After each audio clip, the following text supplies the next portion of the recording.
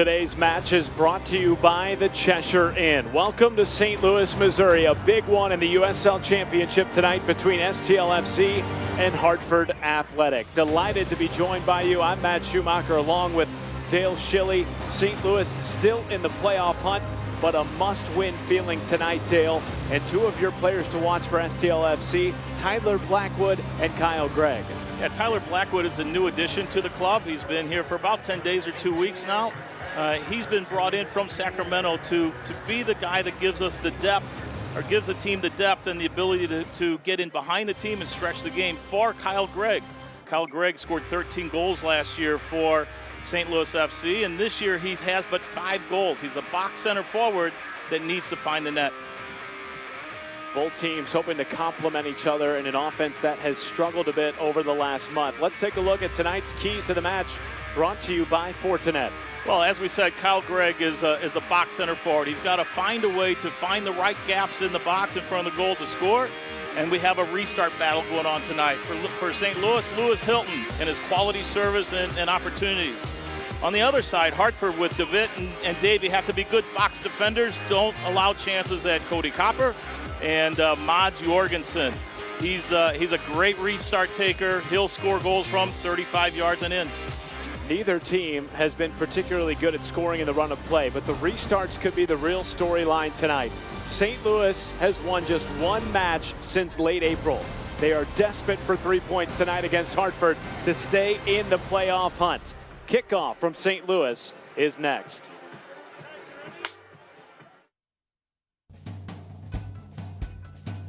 This year we developed Ale d'Or, which is a beer brewed exclusively for the St. Louis Football Club. We've been partners with STLC for coming up on 3 years now. St. Louis Football Club got some Schlafly, call out our Luligan friends on the side. You'll be able to find Ale d'Or obviously out at Soccer Park and then at your local grocery in and around St. Louis, so we're really excited to get it out there in the market. We're excited to debut it in 16-ounce cans for the upcoming season. When you need quality electrical work for your home or business, look to theelectricalconnection.org. Created as a partnership between IBEW Local 1 electricians and the St. Louis chapter of the National Electrical Contractors Association, the Electrical Connection has been setting the standard for electrical excellence in St. Louis for over 100 years. You can depend on our highly skilled and trained workforce. Your #1 source for quality electrical and communication contractors, electricalconnection.org.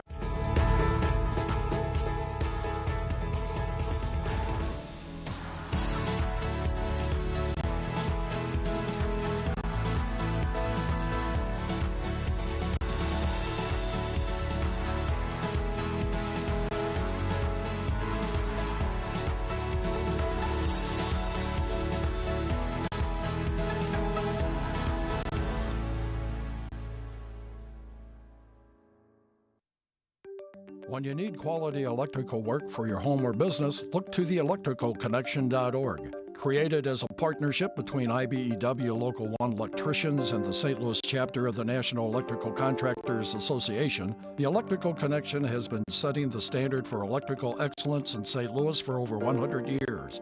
You can depend on our highly skilled and trained workforce. Your #1 source for quality electrical and communication contractors, electricalconnection.org. Welcome back to St. Louis, Missouri. Tonight's match is brought to you by the Cheshire Inn. Kickoff just moments away here from West Community Soccer Park in Fenton, Missouri. The St. Louigans in full force tonight. Matt Schumacher and Dale Schilly with you as we take a look at tonight's starting lineups, brought to you by Schlafly. Blackwood, a recent acquisition up top, really trying to help Gregg get going in the latter part of this season. Yeah, I mean, St. Louis at this stage has scored 27 goals in 23 games. It ranks them 31st in the league.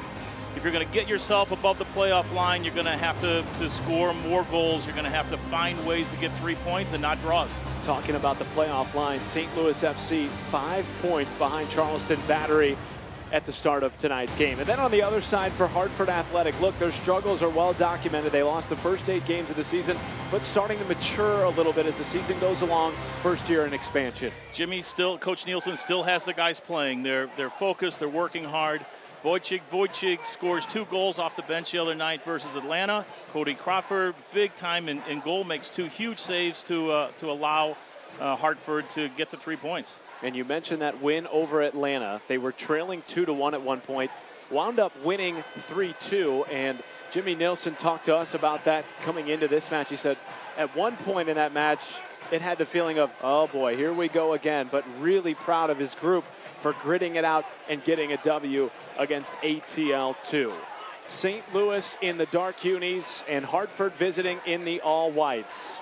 A big one tonight in the USL Championship. Glad to have you with us on a gorgeous Sunday evening in St. Louis.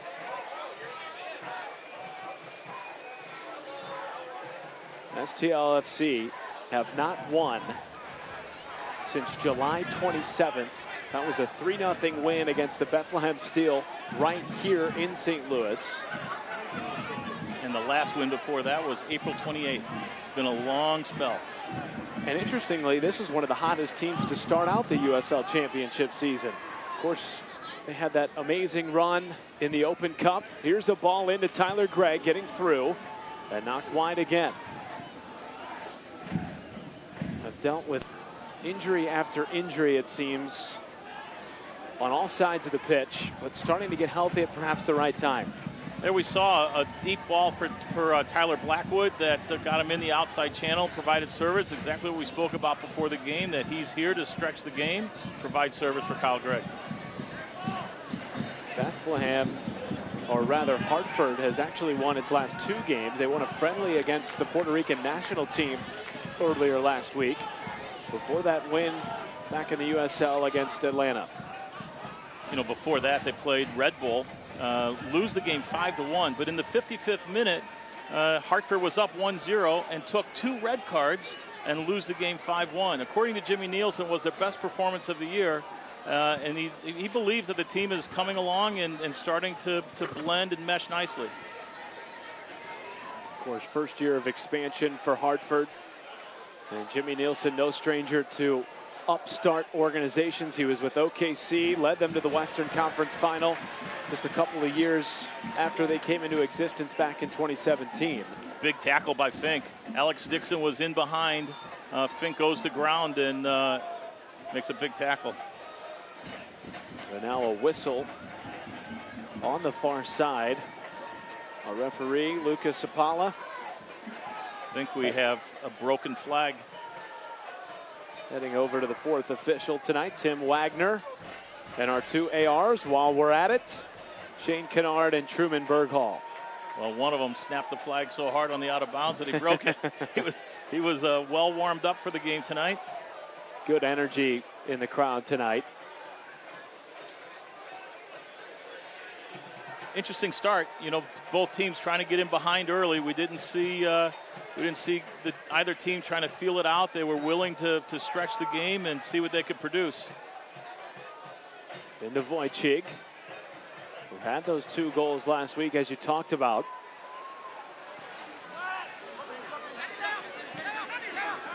And now Barrera has it knocked off the back line and cleared back by STLFC. Danny Barrera is so dangerous in the front third of the field. He's one to watch. St. Louis in the midst of a 3-game homestand. They'll take on Ottawa and Nashville after tonight. 3 games in an 8-day stretch. And, you know, you and I were talking before we came on air, Dale, you really feel like this is one you have to get 3 points in. Well, when you just look at the way the games are sequenced, they get progressively more difficult. You start with Hartford, who's 17th place. You go to Ottawa, or you play Ottawa at home, who's mid-table, and then you play Nashville, who's at the top of the table in the East. So, yes, you've got to get 3 points here tonight because, to be honest, 7 points you're happy with. 6 points is okay. Anything less than 6 is going to really be a struggle. And you look at the schedule there, it doesn't get easier after that into the middle of September. Big game with Birmingham, yeah, who've overtaken them in the table over the last 3 or 4 weeks. Now St. Louis starting to organize offensively. The goals and run of play have come at a premium as of late for this team. They've been much better in the set piece opportunities, but with some recent acquisitions, including Blackwood hoping to get more out of their front line. And we see it the same moment again. Tyler Blackwood running in behind the back four, stretching the game. That will make room for Kyle Gregg in between their lines as the back four tends to start to drop off as St. Louis has the ball in the back.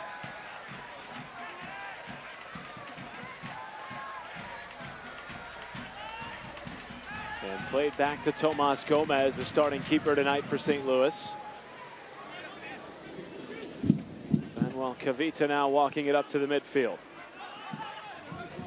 Boehner playing it in well. Cicerone.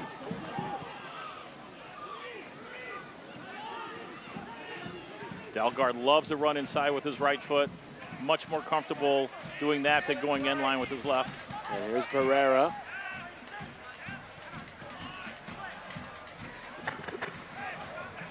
And nothing from the referee. Back to St. Louis. Anthony Poulos said coming into this match he feels like he might be a bit at fault for being too quick to make changes after mistakes from his starting 11. And he felt like that might have made them play a bit tight over the last month and a half. Going forward, he said the leash is off, play free, play as yourself, and we live and die with the results. And now here's a beautiful ball wide for Boehner. Cicerone with the right. First shot of the night blocked. And a nice save. That time from Cropper on loan from New England Revolution. You know, we see Boehner get around the outside flank and Cicerone on top of the box who smacks one at the near post, and Cropper makes a good save. Cropper in his third start if you include that friendly against the Puerto Rican national team. And one of the things we can watch as the game slows for a moment is the matchup of athleticism in the center of the park. Mads Jorgensen is as good as he is on the ball and his ideas and his restarts. He struggles to cover ground. Williams is going to have to really help on the defending side. And Hilton and Colin Fernandez for St. Louis are very active and very rangy. It's a big matchup here for the game. Wanted a handball on the near side, won't get it. And then a foul. And a restart coming now for Hartford.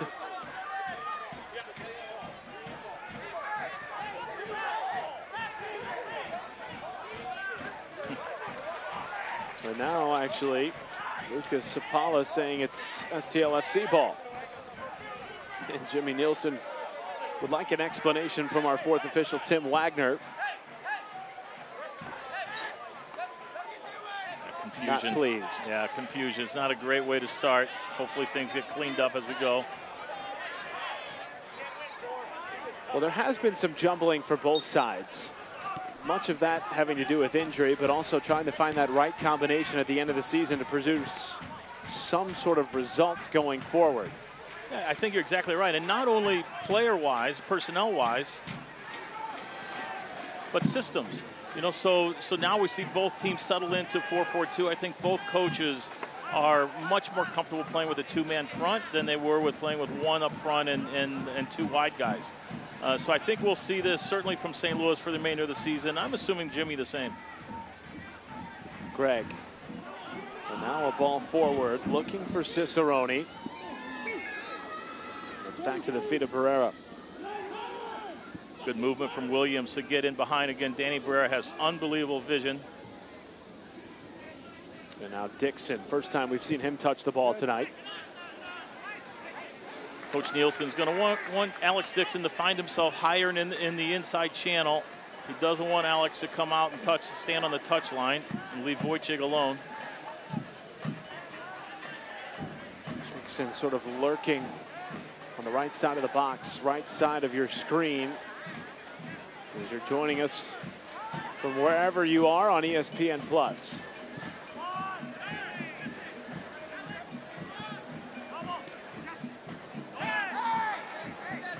Play continues, wide for Alex Dixon. Low ball into the middle. And deflected, at least for now. Wojcik, a header back in.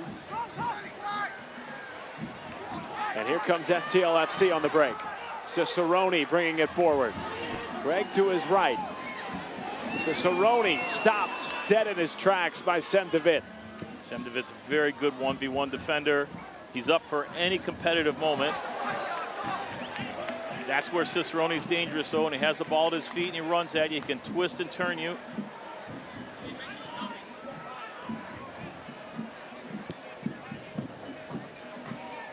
Anthony Poulos in his second season here at STLFC. Helped bring this club its first ever playoff appearance back in 2018 after finishing 8th in the Western Conference. And now Matt Boehner on the left side. Ahead for Russell Cicerone. Boehner, 1-2 touch and a ball headed out of play. And a corner kick coming, the first of the night for St. Louis.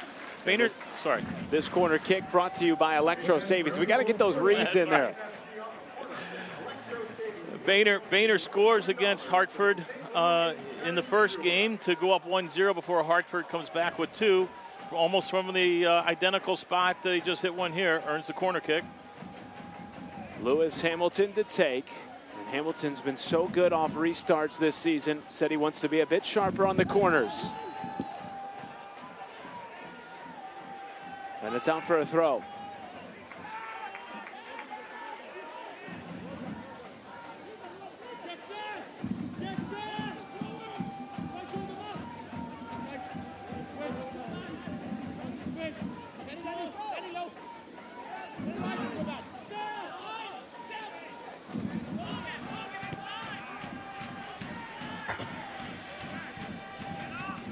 Cicerone behind the defense and the offside flag comes up. Good thought anyway. Yeah, you know, what we've seen from St. Louis in terms of getting out of the back is they've been bypassing midfield, looking to play bigger balls into the front guys, whether it's in behind the back four into a target or diagonally wide like they did there for Cicerone. And that eliminates the opportunity for Hartford to pick balls off in midfield and start a counterattack, which has been an Achilles heel for St. Louis over the last month or so. Cropper a good foot behind it. Headed on by Wojcik. Now some space for Hartford. Delgard. Back for Horde, looking for Barrera and headed away momentarily.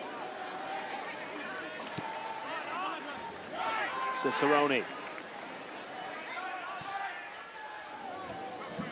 Forward for Kyle Gregg.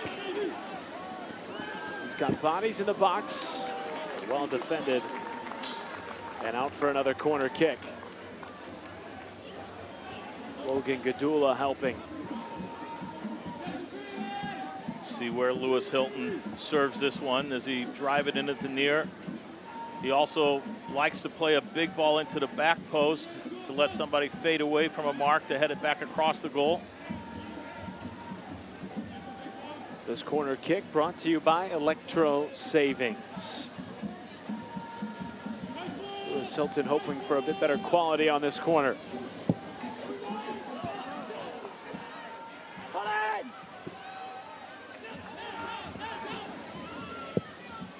Hilton, back post, and Cropper coming off his line. Brave from the young keeper. Cropper looks very, very comfortable tonight. Very confident in that. Barrera on the edge of the box. Did it. And a wide shot, first attempt tonight for Hartford, and it was Jorgensen from way out. He can line it up. Doesn't matter right foot or left foot. Hartford put a good attacking team in the field. They have a nice mix. Dixon and Wojcik are a good mix. The guys in the center of the park, the wide guys. St. Louis will be tested this evening on the defending side. Barrera.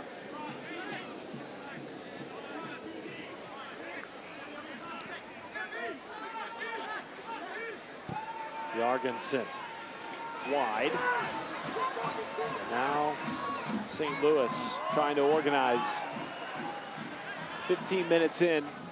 Your impressions so far? Yeah, I think St. Louis has taken an approach of like a single elimination event where they're playing big, they're looking to play in behind. It's not too cute. Hartford has been good counter-punching, not necessarily counter-attacking, but getting themselves forward, maybe one pass off. Kadeem Dakers is very active today. Dakers tried to sneak it through, couldn't.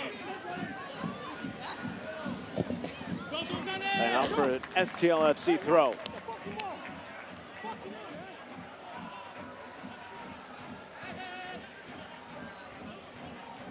Dakers, 3 goals in 22 appearances. Maybe not the stat line that would jump out to you, but he has, by many accounts, been the MVP of this team this season. He's very streaky. So once he finds his form, and I mean his goal-scoring form, he can score in bunches.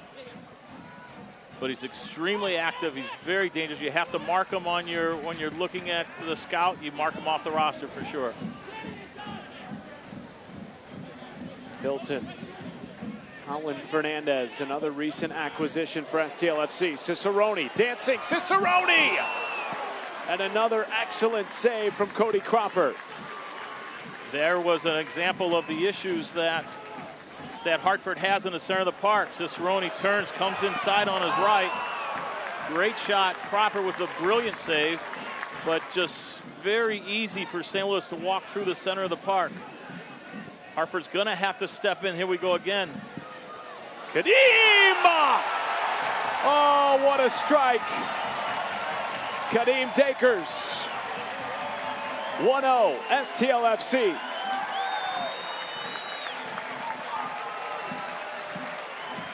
It's just as we spoke about. In the center of midfield, there's not enough defending from the two center of the park guys for Hartford. They just won't get in against the ball. Dakers gets onto it, is able to take a touch or two, get his momentum going to goal, and just absolutely laces one. As I said, this is the opportunity for Dakers to get on the board, get a streak going. If St. Louis needs a guy to start running up some goals, Kadeem could be a likely source.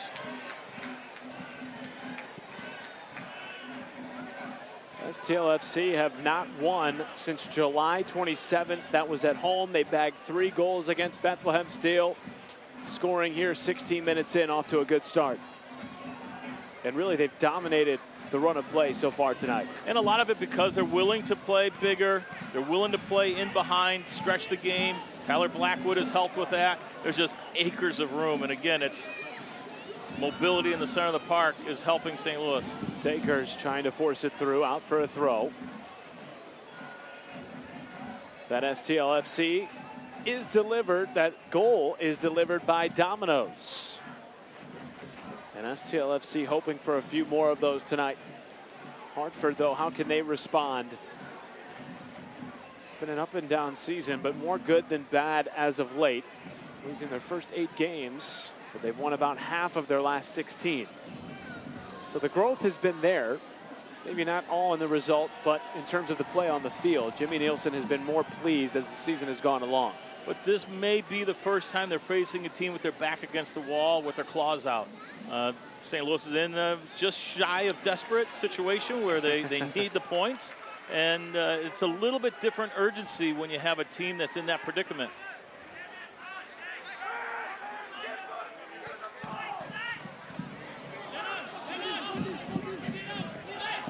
Again, the ball from the back 4 forward is into space, so that ball, so the pass doesn't get picked off and end up on the counter.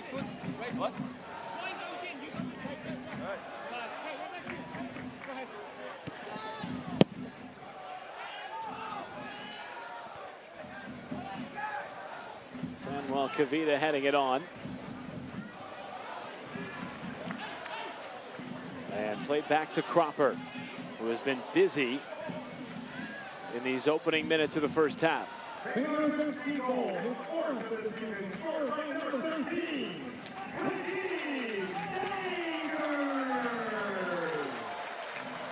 the home fans loving that effort from Kadeem Dakers. And here he is again. Bringing it into the middle for STLFC, and has a hit with the left. It tipped over the top bar. Well, Kadeem is feeling it, isn't he? He's feeling very confident. He's feeling very confident. Again, he comes inside and smacks one. He's just active. He's finding spaces. He's really feeling the game right now. The reins are off. We talked about it. Anthony Poulos saying he felt like he's kept too tight of a leash on his starting 11, but the leash is off, and we're seeing a more free sense of play from St. Louis. From Cicerone and Dakers both. It's been enjoyable to watch, to be honest. They've created a number of chances to this point. Corner kick brought to you by Electro Savings. Fernandez headed away momentarily. Cicerone maintains.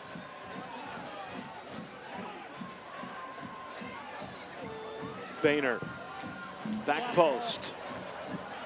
Oh, no one home in the middle.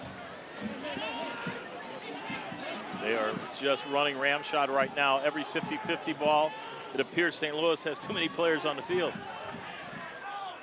It does feel like that. Yeah, they're everywhere. Feels like an odd advantage right now. A power play, if you will.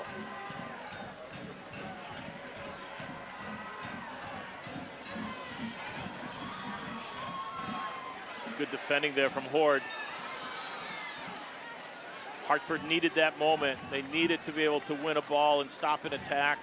The foul helped them as well to allow them to catch their collective breath and settle down. Perhaps they can generate something off this restart. We haven't seen much of a response since that goal from Kadeem Dakers some 5 minutes ago. And back to Cropper. We'll watch how stagnant or how much movement Hartford has ahead of the ball. They have tendencies to get very still in the buildup, and when they do, they stagnate, become very predictable.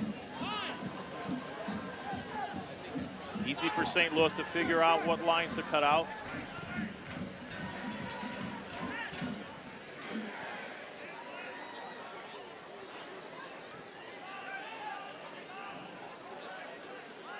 For the most part, in these opening 20 minutes, Hartford has been very direct. They've struggled to find those open pockets. Perhaps something building here. Barrero with the left. Wide again. It's just not a team that's built for the break. Alex Dixon is. Sebastian Dalgard is. The rest of them need possession to be successful.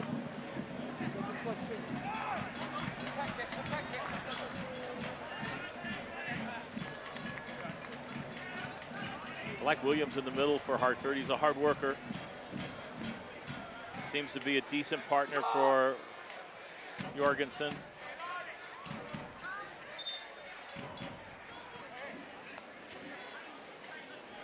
And this is a team who, at least if you want to talk defense and back line in Hartford, they've had a lot of inconsistency this year in terms of personnel that's been available for selection. And a lot of that has to do with injury. Phil Rasmussen out, Barry Schwartz out, and Ray Lee out tonight due to red card accumulation. Cicerone, a ball forward, and Dakers just a step behind. Tremendous defending from Elliott Horde on the back post, tracking, getting inside of Dakers. Big box defending from Hartford. That could have been a very bad moment. Cicerone was looking for Blackwood, and the flag comes up, a foul on STLFC. Back to Hartford Athletic.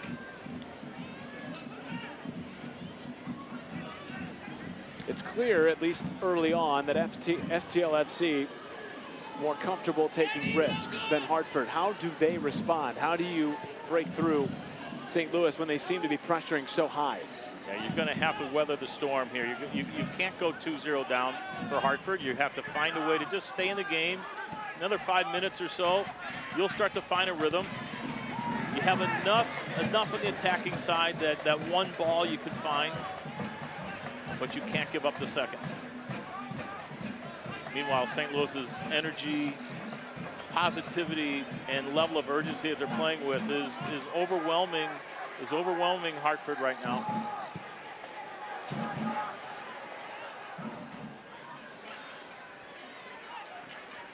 Fernandez keeping it alive for STLFC. And now a player down for Hartford. Alex Dixon. Fans, there's still great seats available for our next home match on Wednesday, September 4th at 6 p.m. Central versus the Ottawa Fury. Get your tickets now at stlouisfc.com. A very important stretch for St. Louis. 3 straight games at home and 5 points behind Charleston Battery for that final playoff spot. Still plenty of soccer to play, though, in the USL Championship, but to put yourself in position for a playoff run in September is right where you want to be if you're St. Louis. Yeah, and you know, Birmingham, like as we spoke earlier, has kind of climbed the table as of late. We see the injury to Alex, maybe gets an elbow in the arm. Birmingham, flying in. Yeah, he did. Birmingham has climbed the table, but Charleston has sputtered, as has St. Louis. So that's, you know, they're still in distance for St. Louis to catch them.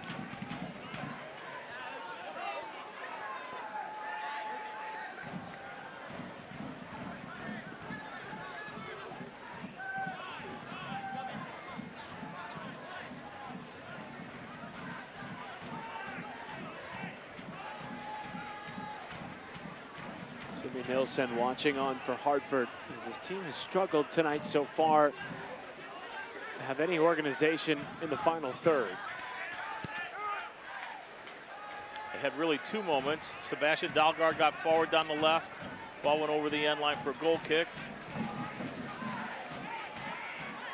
Now a dangerous opportunity here, but stopped, at least for now. And now Barrera. And he has Dixon. A ball coming through, just out of the reach of Wojcik. And that's what the game will look like for Hartford. It will be scrappy to try to get onto a ball. And then not necessarily on the break, but a couple of passes to try to get in. And they need Alex Dixon's movement like he showed there. Colin Fernandez a bit slow to get up. Here's another look at that. Ooh. Yeah, a little collision, and maybe Colin got it on the front of the knee. Be all right. Here he is heading it on. Looking spry. Up for Blackwood. We haven't seen much on the ball yet tonight. It's been dominated by Cicerone and Dakers. And here is Russell Cicerone.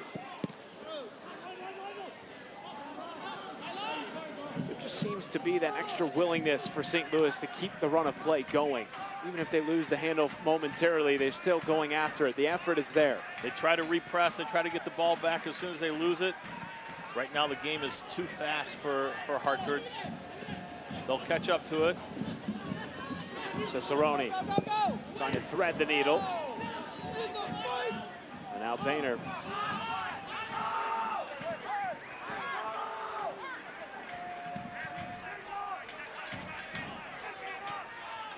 Hartford's having to put in some work. Dakers making a run. But again, the entry pass is played in behind the back 4.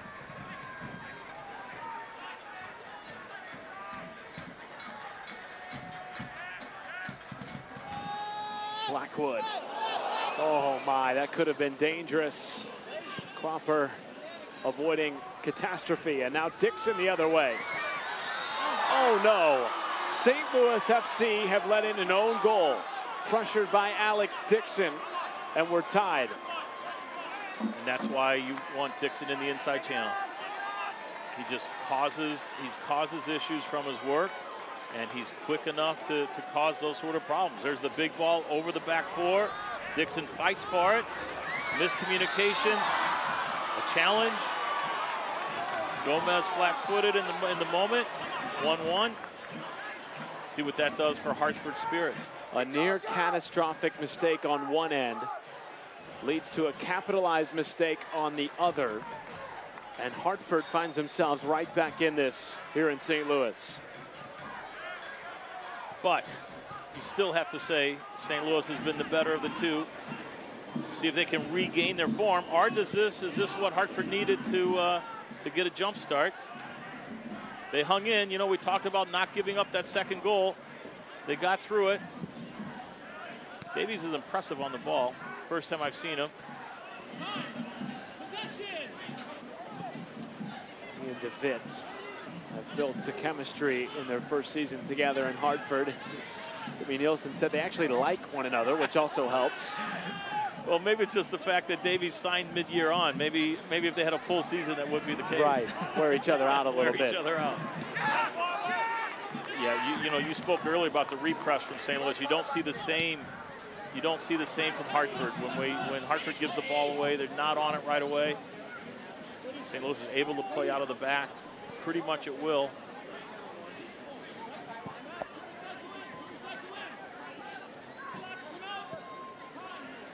So now how do STLFC respond after really the first mistake of the night? Yeah, it was, you know, again, it's pressure. It's what hard work does for you. Boehner. And now Fernandez, chased down by Barrera. Dakers. And Blackwood wide to Sean Reynolds.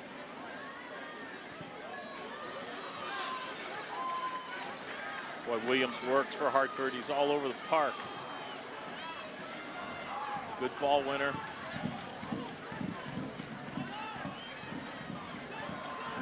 Dixon applying pressure again.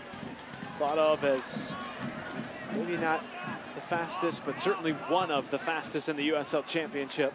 Plenty of MLS appearances under his belt. And a proven goal scorer. And even if he isn't touching the ball in the box, his presence gives that feel. Dakers somehow getting it back post. Cicerone fighting for it, down in the box, and nothing from the referee. Dakers has been very, very dangerous tonight. Little tangle up. We see the tangle between Gadula, Cicerone outside the box or inside the box. Anything in that? I don't think. And I'm looking at Gadula's eyes. He's not looking at the player. Maybe incidental.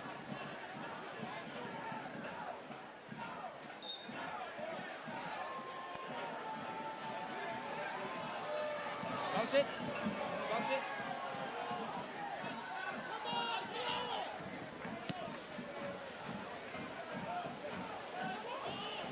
Hartford pressured by Greg, and it in fact goes back to STLFC, much to the surprise of Hartford's Logan Gadula.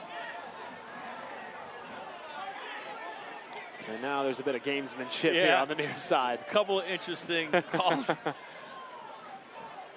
Nothing that's changed the game. Well, the interesting thing that Jimmy Nielsen talked to us about coming into this match, he said, look, we're probably out of the playoff hunt, but that doesn't mean we don't have something to play for. There's pride, there's the sense of building an organization, there's the fact that you're playing for a community back home in Hartford. And very good fan support. You want to be able to build on what you have this year to next year. We're certainly seeing that competitiveness from Hartford tonight, even in spite of the fact that STLFC have dominated possession of the ball.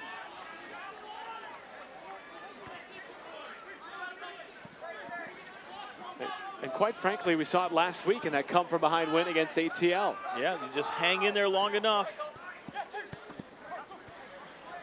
Beautiful play here as Hartford trying to press on. And that one skied out of play.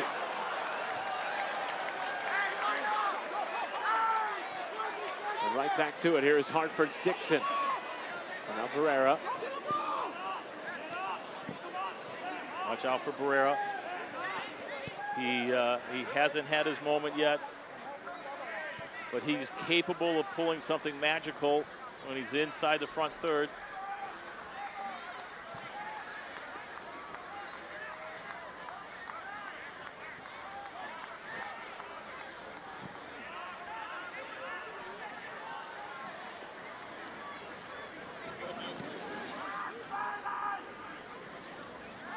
Greg into the middle for Fernandez. Boehner open on the far side, and here he is. Now a beautiful ball forward, and Cropper sliding in just in time.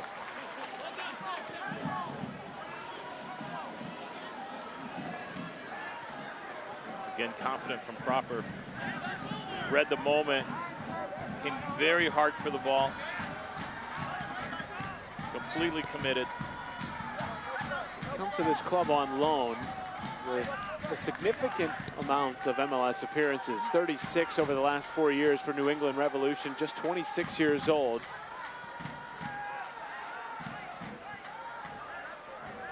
Danish goalkeeper Frederick Douay was here. Got moved out west. Cody Cropper was a replacement.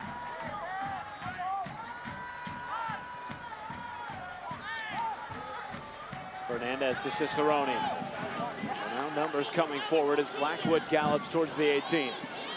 Cicerone trying to thread it in. Gadula. On a play. Throw in coming. Electrical Connection has partnered with St. Louis FC to create a limited edition jersey flag. Flags are only $10 at the fan shop, with all revenue benefiting the shop with a COP program. You can get those at the fan shop on the main concourse level. Great crowd on hand tonight in St. Louis. It's a fan base that has stuck with this team in spite of some struggles over the last month and a half. The talent certainly here to make a run in the playoff. Cicerone, Blackwood, and now Wojcik. Too much on that pass out wide, and it's back. Well, St. Louis thought they had it. Instead, it's a throw for Hartford.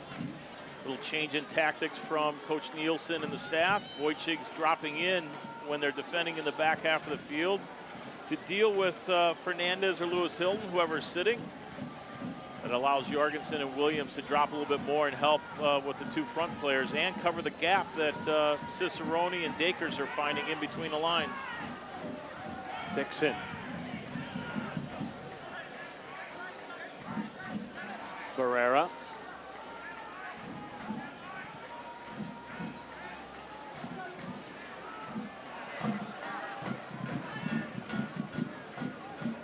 Barrera guided back to the keeper by Fink. And we spoke about Barrera. He loves to play in the wide position where he can float inside. All lefty, or very much lefty, but he loves to play on the right and come inside on his left. He's not the type that's going to run around you or get to the end line. DeVitt played back in. And now Greg with a chance, and Greg buries it for STLFC. And there it is, the answer, 2-1.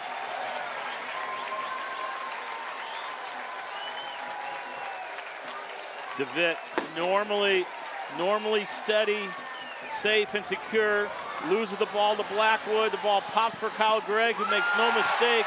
He slots it into the back post. You couldn't ask for any more for St. Louis FC as Kadeem Dakers and Kyle Gregg both get on the board.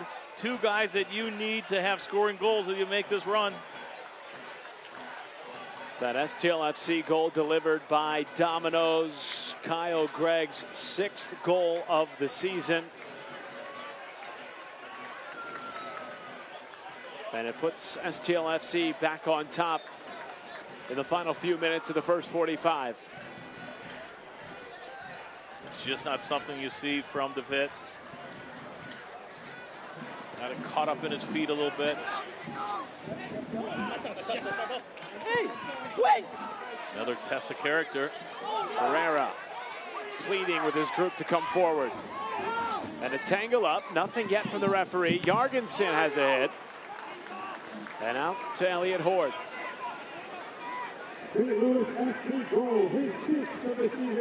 Further sense of urgency here from Hartford after they got that first goal.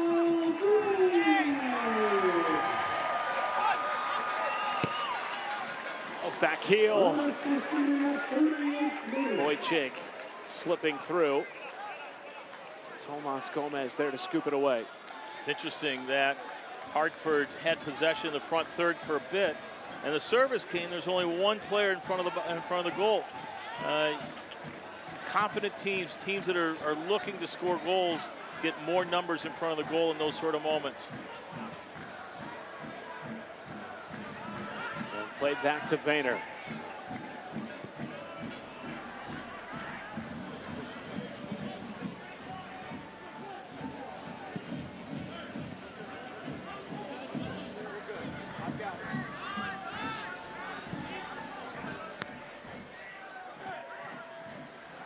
Hartford finds something here in the final 5 minutes and change of the first half. Throw incoming. If they are, it just feels like Dixon, doesn't it? Yeah. I don't know. Sebastian Dalgard doesn't seem to be completely in it right now. Wojcik's working, but he's finding himself away from the goal. Dixon lately has been what Dakers was for STLFC in the opening 20 minutes. Very active, running all over the pitch. Near side shot, and just wide. Hartford still applying pressure, and Tomas Gomez saying, I didn't touch it, yet it's out for a corner. And the first tonight for Hartford. That's driving Coach Anthony Pulis crazy, because that is Dalgard's bread and butter. He throws his shoulder down, gets you to bite to the end line, and then smacks it as he comes inside with his right foot. Corner kick brought to you by Electro Savings. The kick taker is Ryan Williams.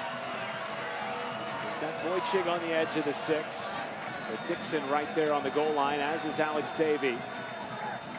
And Davey's at 6'3", a big target in front of Tomas Gomez. Searching for the equalizer.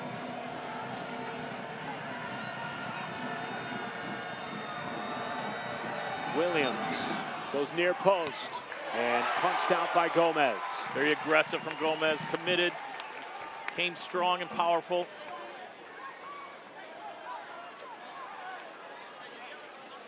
Hartford still have it though.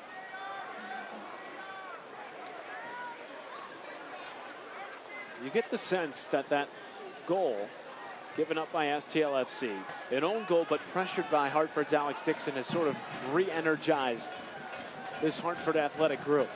Yeah, I think there's a belief that they can find another. They're down 2-1, but they feel they can find another. They found one once. Beautiful back heel from Dixon. Very active Dixon, isn't he? He's finding gaps and spaces. Now it's just a matter of, can he find the ball facing the goal where he can cause some damage. Just crafty. Finds those tight areas where maybe other players couldn't.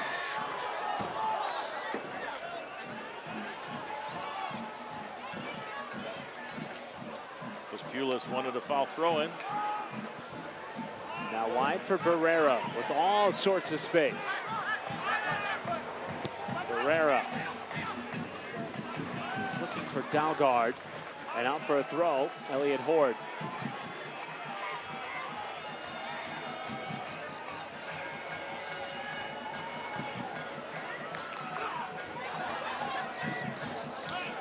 Back post and no one home.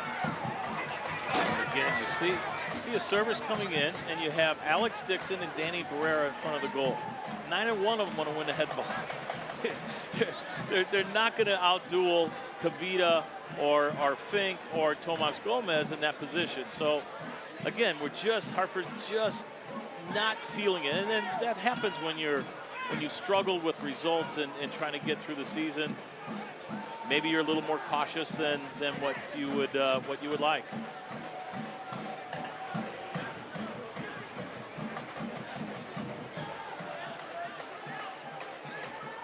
Goal kick for Tomas Gomez, who dealt with some injury early in the year. Jake Finlayson came in and did a fine job, but then Gomez regained the starting spot.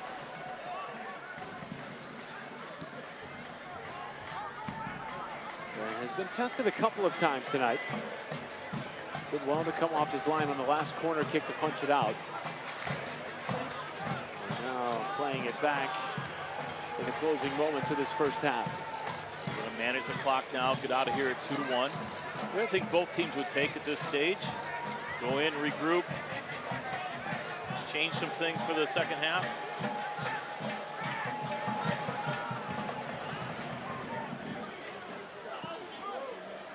Blackwood behind the defense. This is just his third match for STLFC as Boehner ripped in a low ball. And now here comes Dixon on the break. He has Wojcik to his left. To play it through. Well defended by that back line of STLFC. Dalgard. Last thing you want to do if you're STLFC is give up a goal in the closing minutes of the first half when you've regained the lead and really dominated this match so far. Yeah, either way. You don't want to give up a goal if you're Hartford or St. Louis at this stage. It changes the conversation, and this is really, really dangerous. Wojcik going down in a heap, and a restart coming as 2 minutes have been shown for stoppage. So, Mads Jorgensen is going to hit this. He has the ability to sort of pinch the ball between his foot and the turf, and it'll come off with as a knuckleball and get over the wall and try to dip it down beneath the crossbar.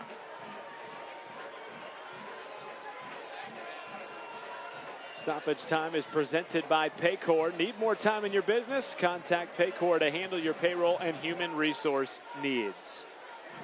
Mads Jorgensen, at least according to Jimmy Nielsen, he sends a ball in that is an absolute nightmare for the opposing keeper. And he's not hitting it. But he's not hitting it. Interesting decision here. Ryan Williams, who hit the PK the other day, has taken the restart, so shows what I know. Maybe he doesn't feel he can get the ball up and down from this close to the 18. Tomas Gomez in goal. Williams goes for goal and too high, but close enough to send Gomez diving. So when the wall is inside the 18, it's very difficult to get the ball down over the wall and then down beneath the bar. You really have to have some spin on it or no spin to get the ball to drop. Williams just gets it over top of the crossbar. Need another foot to get underneath the bar.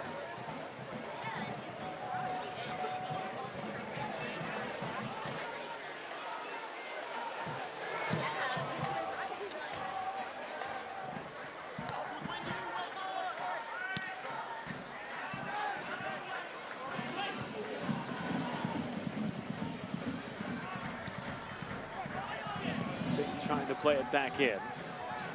And now Dixon in the midfield for Hartford. They have one final push. We reached the 2-minute point of stoppage in the first half. Barrera. And that does it for the first half. STLFC goes up top early. Hartford responds, and then St. Louis's Kyle Gregg finds the back of the net, and it's a 2-1 lead for STLFC. Your thoughts on the first half? Well, I thought, you know, the 2 goals being soft, the own goal and then the giveaway by DeVitt kind of balances out the game. But I think a 2-1 lead is exactly where the game should be. I thought St. Louis was good in terms of playing in behind and stretching the game.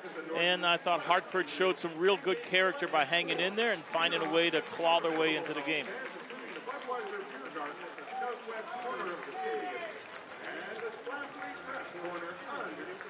Electrical Connection has partnered with St. Louis FC to create a limited edition jersey flag. It's halftime. You may as well go get a jersey at the fan shop on the concourse. They're only $10, and all revenue benefits the Shop with a Cop program.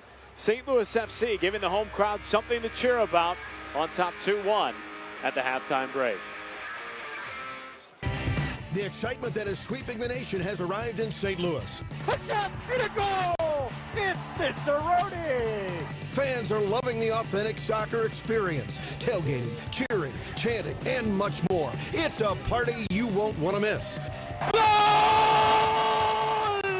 St. Louis FC! And a goal! Get your tickets at stlouisfc.com.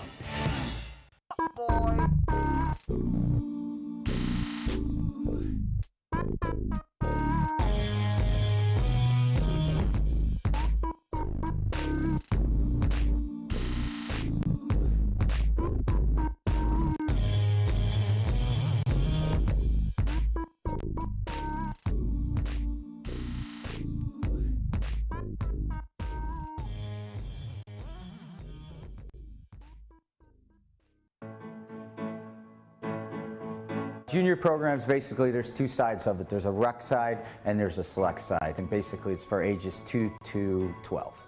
So you start off by doing a little bit of a warm-up. It's a developmental, kind of want to introduce the players to the game and kind of all in a fun environment and create a positive experience. Our staff is first class, our facilities first class, and it's really a first class program.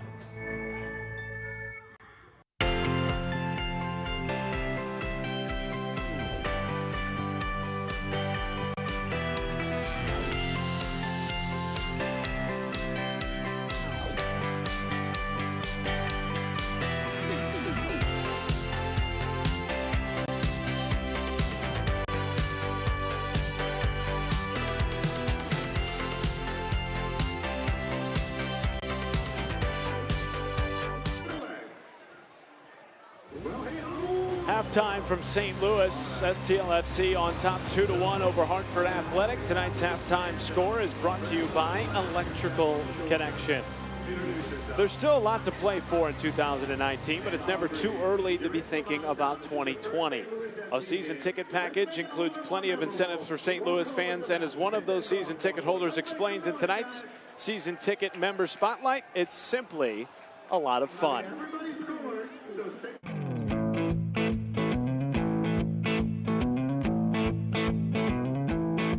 My name's Jimmy Gravity. This is my store, J Gravity Strings. We buy, sell, and trade guitars and amplifiers, mandolins, banjos, stringed instruments. We've been in this location for 31 years and hope to end it at this place here. Probably have repaired over 60, 70,000 guitars.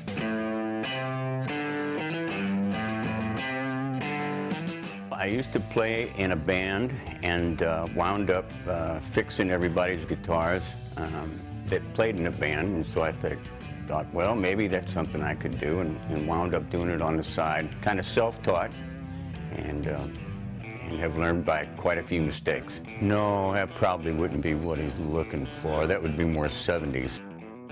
Too many to mention, but at least if I learn something from it, then I can go to the next one and I won't make that mistake again.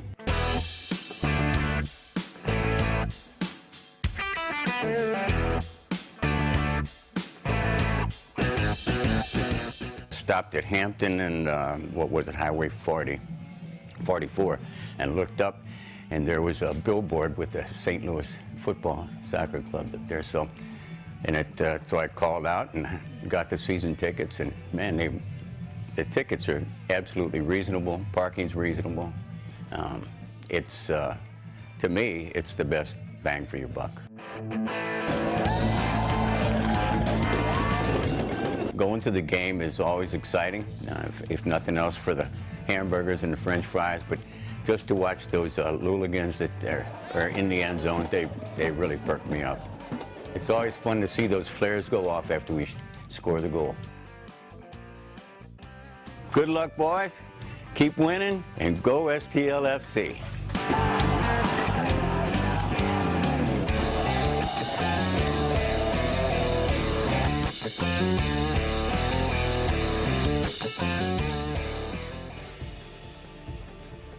Torre will shoot. He will score. Javon Torre. This is the day that you walked in. Oh, something! Something's done! Oh my goodness! Lubin, what a save! Outstanding individual effort. They stand together.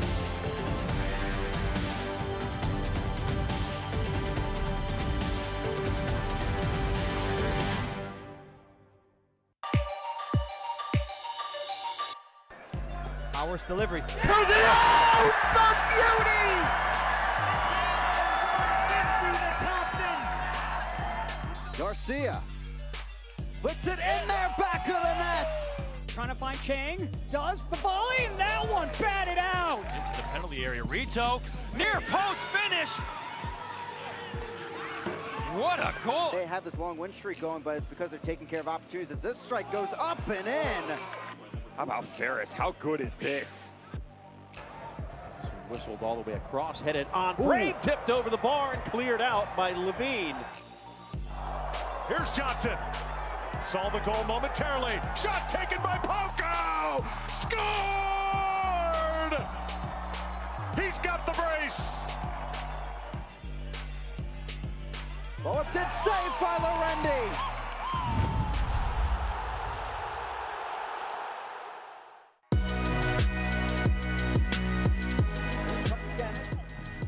Puts it back. Fires a shot, trickles on and in.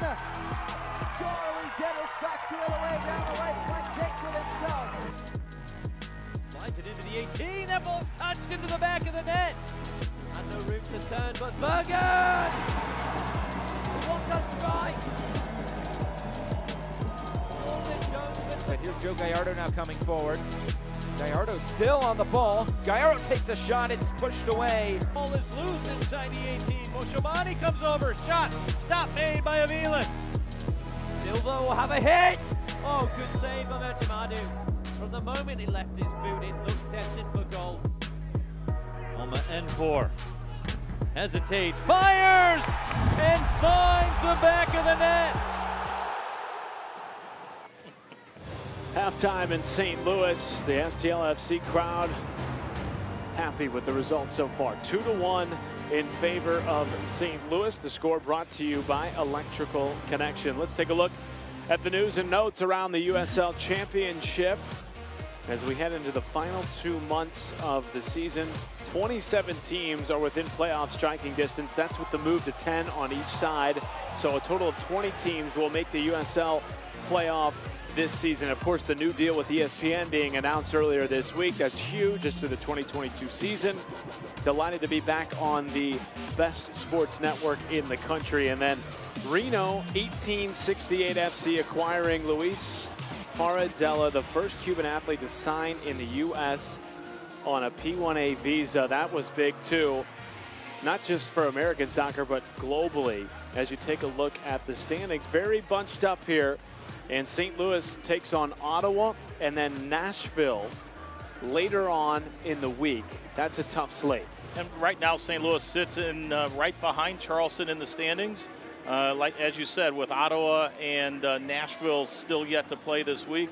It's a big game tonight to help put them closer to the playoff line. And Charleston Battery just 5 points ahead of STLFC after tying last night. So 3 points tonight could really be big for St. Louis. And as we talked about earlier, you really feel like this is a home stretch where you must have 6. You'd love to have 7. With both teams have 10 games remaining, this is in a very, very important night and a very important week. 45 down, 45 to go. Second half kickoff from St. Louis next. Hops with the opposite foot, and then when I say make it bigger, it just means get a bigger V. I think it's really important that, one, they get feedback on what they're doing correctly and what they could do better. Letting them get the repetitions over and over and over again and making sure they're doing it right. Powerful locked ankle touch with the inside part of your foot. This is my opportunity to help them get better and teach them. And that's, what I spend most of my time during training, focused on, is improving that overall technique.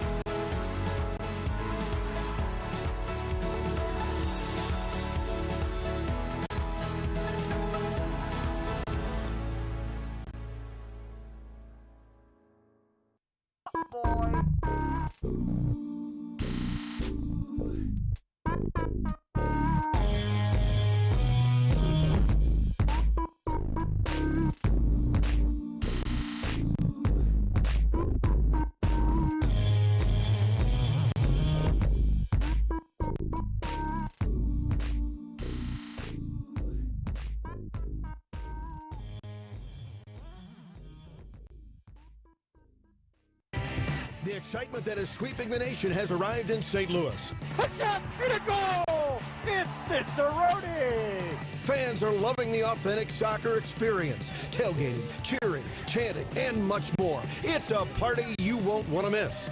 Goal! St. Louis FC! Hit a goal! your tickets at stlouisfc.com. St. Louis FC on top of Hartford Athletic at the halftime break. 2-1 brought to you by Electrical Connection. A few highlights in that first half. Those are brought to you in part by Maryville University. Score the winning goal at Maryville with personalized education, nationally ranked academics, and Division II athletics. Learn more at maryville.edu. STLFC got on the board first, and it had to do a lot with the fact that they were so aggressive, Dale. Well, yeah, Kadeem Dakers was so active. Cicerone was so active. And here Kadeem gets on the ball and smashes one from 30 yards. Then Tyler Blackwood presses DeVitt. Ball falls for Kyle Gregg. Kyle finishes one at the back post, makes it 2-1.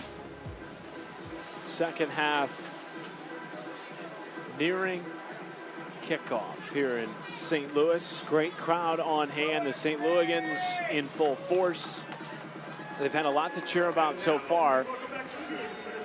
More than just the 2 goals, there's been a lot of entertaining play around the box tonight for St. Louis. It's been interesting from a tactical perspective. What St. Louis has done with playing with 2 front players tonight for the first time in a bit is Blackwood and Kyle Gregg have stretched the game by pushing as high as the back 4 for Hartford will allow, and that's given Dakers and Cicerone space underneath the two front players, some room to operate, and that's where Dakers scores the goal, and we've seen Cicerone with 3 or 4 chances from in that gap. Fans, you can continue to enjoy the USL on ESPN through the 2022 season. The USL is excited to announce that the championship and League One will remain with the leader in sports for 3 more years. ESPN Plus will continue to be the home of all things USL, and at least 19 games a year will be featured on the ESPN family of networks, including 9 games on ESPN Deportes. Continue to follow, support, and watch your club on ESPN and ESPN Plus. Delighted to have you with us here in St. Louis. Matt Schumacher, Dale Schilly with you, our fantastic crew. And, of course, our thoughts with all of our colleagues down in Florida as the hurricane starts to make its way towards U.S. landfall. We hope that everyone stays safe down there. We are being entertained by a very fun match tonight. And this Hartford club, Dale, despite the fact that they're probably out of playoff contention, still very competitive in the first half. What are you looking for in terms of adjustments from them in the second half? We've already seen adjustment. Danny Barrera is playing up top. So we'll see him do some dealing from a central location, and Dixon now will appears to be coming from a wide right spot. So that'll be interesting, as that would mean Wojcik will find himself a little bit higher. I would look to see Sebastian Dalgard again, if he can get tuned in, be a little bit more involved over the course of the 45 minutes, he could be dangerous for him. Are you surprised to see Dixon slide into a wide role, considering how much we saw him on the ball up top? I am. I thought he was really dangerous. Maybe he'll go out there for a stint and make a change later. But again, Barrera's good inside. We've seen him score a couple of goals against Indy 11 in a victory earlier in the year for Hartford. Ball forward for Tyler Blackwood. And off the mark and out of play. A goal kick coming for Cody Cropper. That's good to see. Now, as strange as that sounds, that's good to see. So many teams, when they get to the front third of the field, want to be so precise with their service and their combination play that they don't take half chances or risks. There, Tyler Blackwood just tries to smack a bounding ball into the 18. Doesn't come off. It's okay. St. Louis FC continuing that aggressive play to start the second half. Scored first and then let in an own goal, which sort of gave Hartford life in the back end of that first half. And then STLFC capitalizing on a misplay of the back line for Hartford to make it 2-1. And as we talked about coming into the match tonight, STLFC still very much in playoff contention in spite of the fact that they've only won 1 game since late April. But that's credit to their start. They had such a great start, playing a very, very difficult schedule, in first place for a part of the beginning of the year, but certainly above the playoff line for a major part of the first 3 months of the year. STLFC started the year winning 5 of its first 6 games. They went 5-1-4 in the USL, plus that amazing run to the US Open Cup quarterfinal, beating 2 MLS sides along the way. But through that run, they picked up some injuries.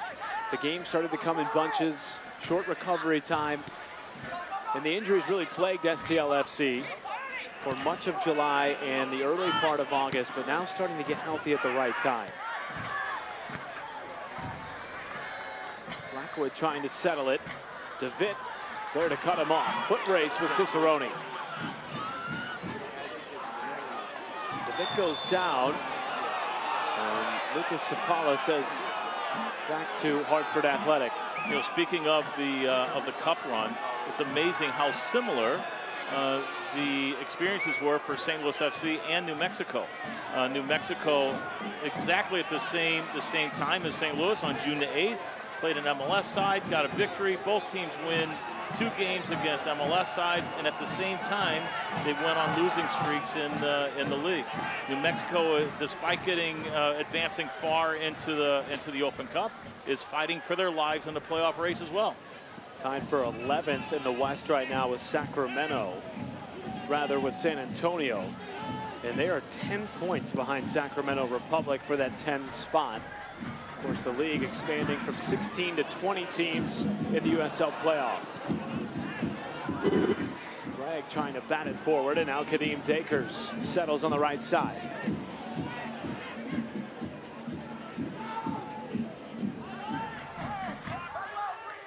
It's a tough ball for Wojcik to deal with. A target ball from his own 18 into him at the center of the field with Kavita bumped up against his back. I think I'd look back at my teammate and say, why me?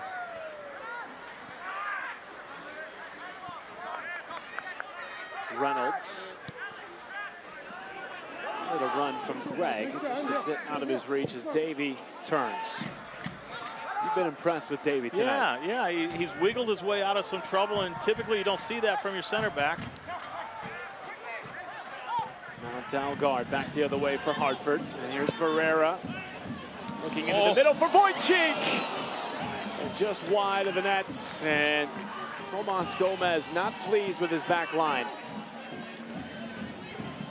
Well, that was close. That was close. So Danny Barrera is playing up front. What we're going to find now is he's going to start central. He's going to pop out wide, get balls at his feet, figure out how to distribute from there. If that's going to be the case, then Alex Dixon's going to have to be more active and not just stay in that right channel. He's got to come inside and rotate maybe with Danny and find himself centrally as well.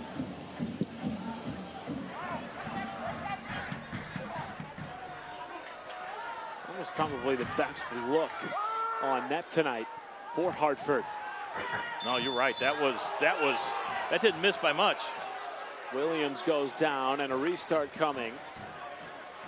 And we saw in that moment, just to go back to it, the quality of Danny Barrera's distribution and passing. I mean, he put it right on Wojcik's head. It couldn't have went any other place to be dangerous, and he put it right on the money. Here's another look. It was Ryan Williams coming in hard, tripped up.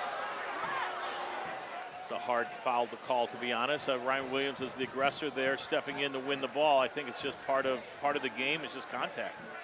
But to go back to your point about Danny Barrera and what he's sort of added to this Hartford side, this is a guy who was picked up mid-season from the UPSL. And he's come in and fit very nicely with Jimmy Nielsen's system. But he has a history. So Danny Barrera is the leading assist getter for Sacramento all time. So he's very, very good. I saw him play 5 or 6 years ago in a Cash League game. More on that later. Now here he is back in the USL Championship, which is where he belongs, to be fair, with his quality. And we've seen it a couple of times tonight. He also has the ability to sort of stretch things out, which this Hartford team desperately needed. Here's Elliot Horde. And back to Williams. Blackwood came in to chip it away. Jorgensen is really struggling to find the rhythm of the game. He can't find the ball.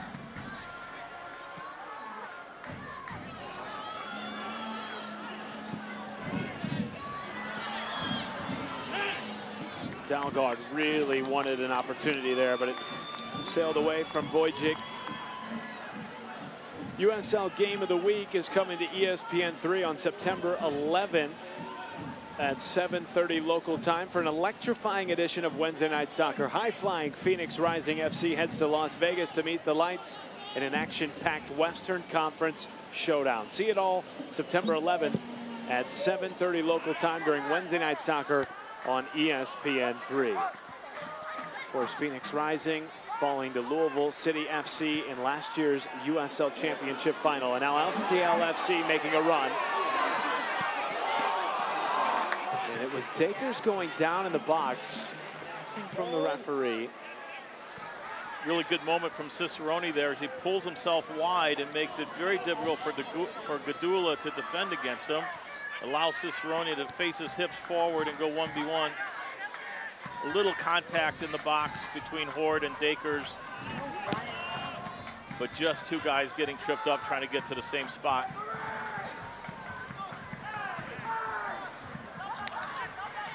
And a takedown, and surely, indeed, it's Ryan Williams whistled for the foul.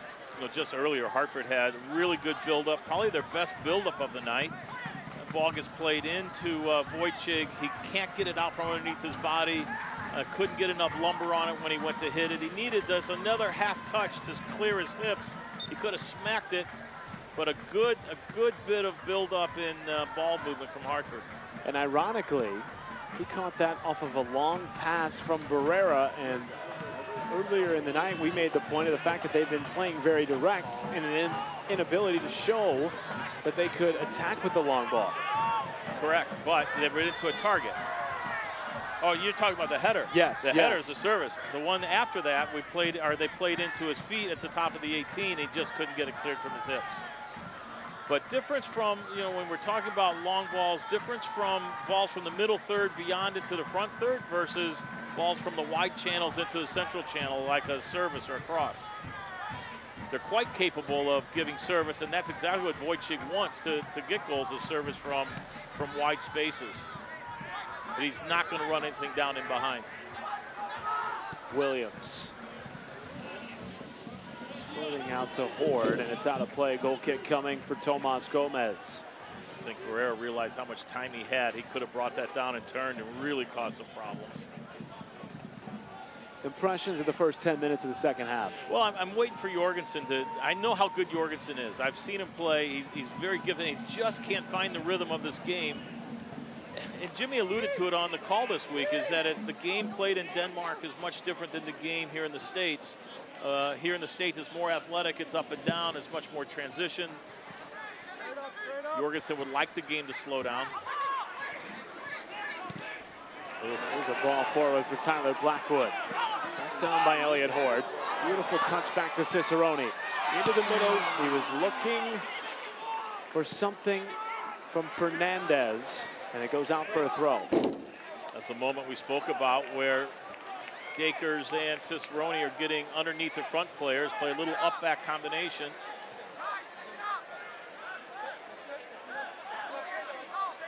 Sean Reynolds to throw for STLFC. Back, Dakers to his immediate left. Very active in the opening 20 minutes. Back heel to Dakers. Horde takes him down. Nothing from the referee, and it's back to Hartford. I agree. There's no call there. Good moment from Blackwood and Dakers, however. If Blackwood can become part of the creativeness of this team and start putting people in, along with offering depth, you've got another prong to an attack that looks like it's coming together. It's Jorgensen playing from the back. We talked about the fact that he's coming over from Denmark. There was a bit of a transition for him. He started the first few games, but was still trying to catch up to the pace, to the athleticism. So they returned him to a reserve role where he was really able to develop a bit more without the pressure of being in the starting 11. And that's when Timmy Nielsen and the staff started to see a turn in his play. And he's remained in that starting 11 ever since. is going to be much better when Hartford gets onto the ball in the front half of the field and can share it a little bit. So he can just find gaps and pick people out. Dakers back to Fernandez. And now Fanwell rolls it back to Gomez. Go on, Danny. Go on, Danny. Go. Game's kind of lost his rhythm, huh? Just a tad. Yeah, it's just the openness, the flow that we saw in the first half has kind of gone away. Don't think it's fatigue because the weather is not bad. And Reynolds has been shown a card. First booking of the night for either side as Dalgard still down. And a call to the training staff. Sean a little late there. In for the tackle. But back to your point about sort of the game slowing down just a tad and getting a bit more jumbled as you have another look. What do you think? Yeah, it's a foul. It's a yellow card. He's late. He was committed to it. You didn't see Sean argue. He knew he got him. Why do you think that is? We've seen a bit more. I think sometimes when you come out of the locker room, sometimes you just don't you don't find the rhythm, or you got to get back into the flow of it. And to be honest, we've seen Hartford with a couple of good buildups and a couple moments here in the second half. Tonight's match is brought to you in part by Maryville University. Score the winning goal at Maryville with personalized education, nationally ranked academics, and Division II athletics. Learn more at maryville.edu. Here's another look at that foul from Reynolds. They just late. You see Dalgard gets the ball beyond Reynolds, who's reached in. And so a restart coming. And this is an area where Hartford has excelled during a season where goals have come few and far between. Ryan Williams. What an overload here. They missed Hartford misses an overload in the outside channel where Horde could have got in for service. You know, the other thing, Matt, is when you move Alex Dixon wide instead of playing up front, you lose that ability to stretch the game and get that quick strike at goal like we saw in the first half a couple of times from him. So now the work that they have to do in order to create a moment, create a chance, it's harder. It takes more passes, takes more time. That could be part of what we're seeing as well.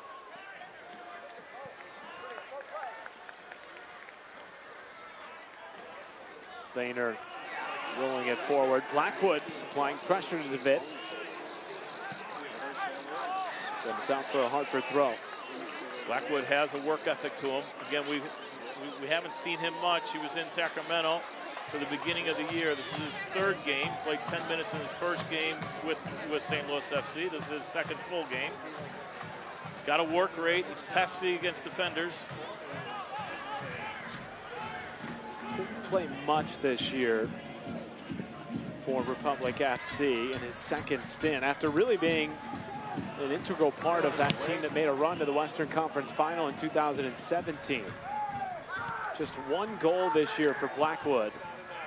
6 the year before, and 8 the year before that was Swope Park. And now a shove and nothing from the referee. The St. Louigans letting him have it just a bit.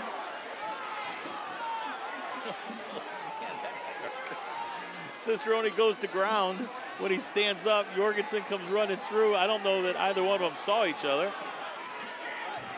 Musikadula with a good tackle. Cicerone, now he stands up. I think Jorgensen's thinking he's going to hop over him. Jorgensen's a big boy, too, at 6'2". Here is Dakers, settles with the left and just wide. Dakers is feeling it tonight, isn't he? He's just getting so many looks at goal. If Dakers has a choice of playing in a 4-3-3 as a wide guy or a 4-4-2, he's voting 4-4-2 every time. He's never had this much space. Well, he tallied his 4th goal of the season earlier tonight, the first of the night for either side, and now a shove at the back from Wojcik. And now it's Lewis Hilton who's down for STLFC. That hurts. With a knee in your tailbone.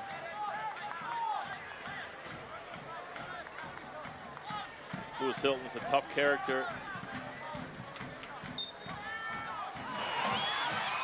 Dakers.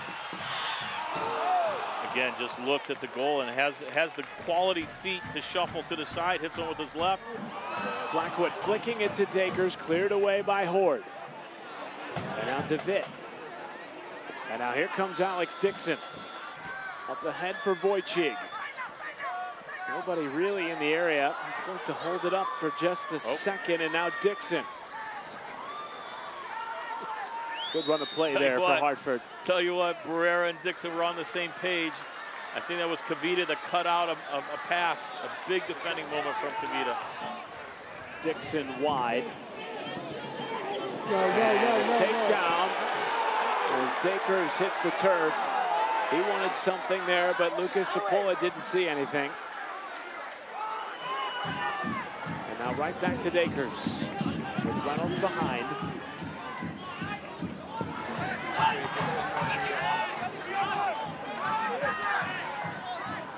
And now Reynolds pushing it forward past Horde. End line, ball comes across. Oh, dangerous opportunity still for STLFC. And it's Kyle Gregg, his 2nd of the night. 3-1 St. Louis.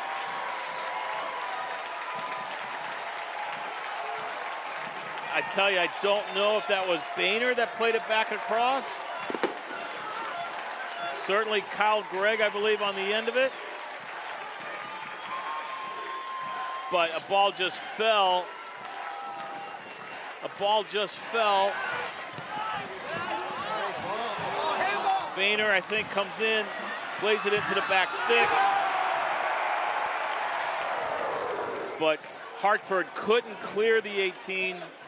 Needed to get themselves stepped higher. Davey stays on the goal line. That allows Kyle Gregg to score from a yard out because now the offside rule's not in play.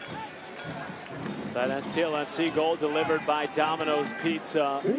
Kyle Gregg, we talked about it before we came on air. Dale, this has been a struggle for him this season due to all the injuries around him. He has not quite had the opportunities that he had a year ago, scoring 13 goals, but here he is tonight with 2. He needs service. That's all he needs. He just needs service. The other thing is that he needs a few breaks. He had some breaks early, got some breaks last year. Barrera. Dixon, play on, says Sapola.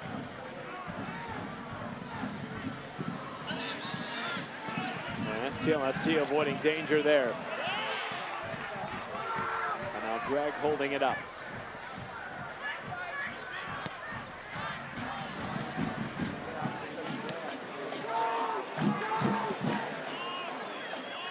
Cropper very confident dealing with a long ball with his feet.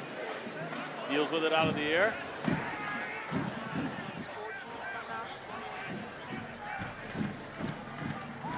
Yeah, Kyle Gregg getting into a good position for the goal. Good hustle from Boehner as he just outworked the Hartford defender to get to the second ball.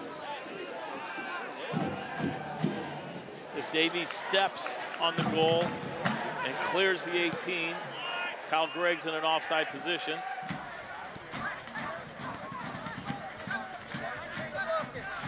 Dalgard back. Our first 2 substitutions of the night await entry for Hartford FC. Nicky Downs and Jose Angulo are waiting to come on. Yeah, so Jose Angulo played here at St. Louis a couple years ago before he joined Jimmy Nielsen in Oklahoma City. Here's a ball from Dalgard off the top of the post and down. And Hartford back within striking distance.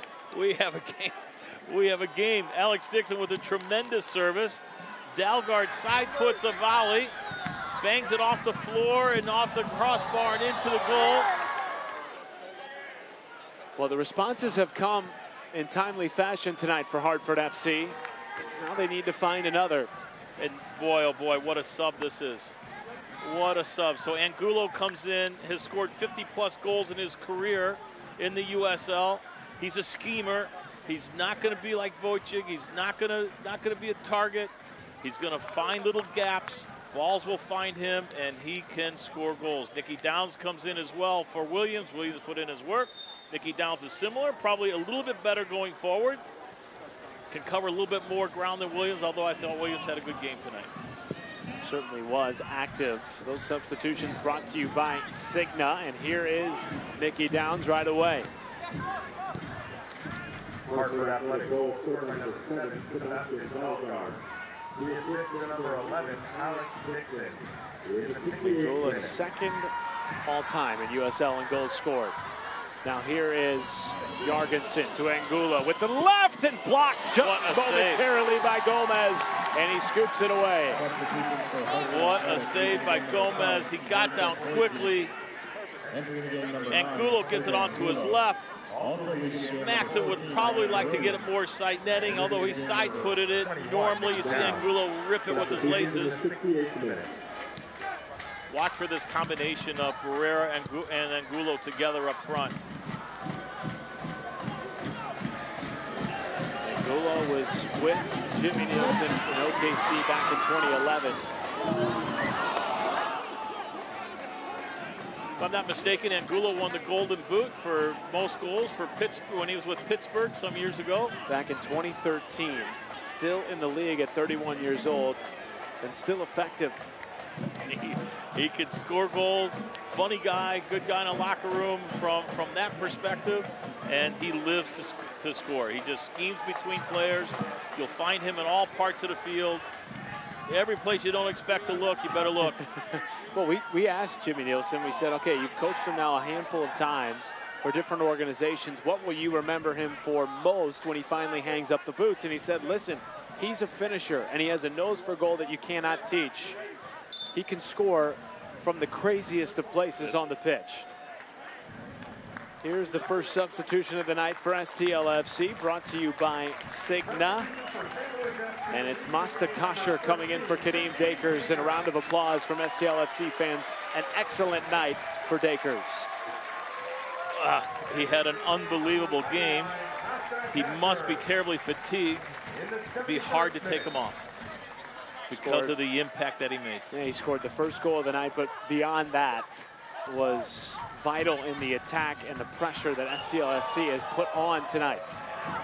Kasher playing it in, now wide for Cicerone. Cicerone, back post, flicked back in and booted away by DeVitt. So St. Louis counters with their own attacking player. And a takedown, and surely we'll see a card come out. And yes, Lucas Sapala has shown the card. That's to the chagrin of the St. Louigans on the far side. Matt Boehner comes in hard. Comes in very hard. He plays the ball too far in front of him. Goes in to win the tackle on the 50-50. Gets Gadula hard. Yellow card. Have a few of them now in the team. Masas Kasher that comes on is a very good attacking player as well. Active, quick, good feet, can score goals. And now here come STLFC again. Cicerone trying to slip it through, and it's out for a corner kick.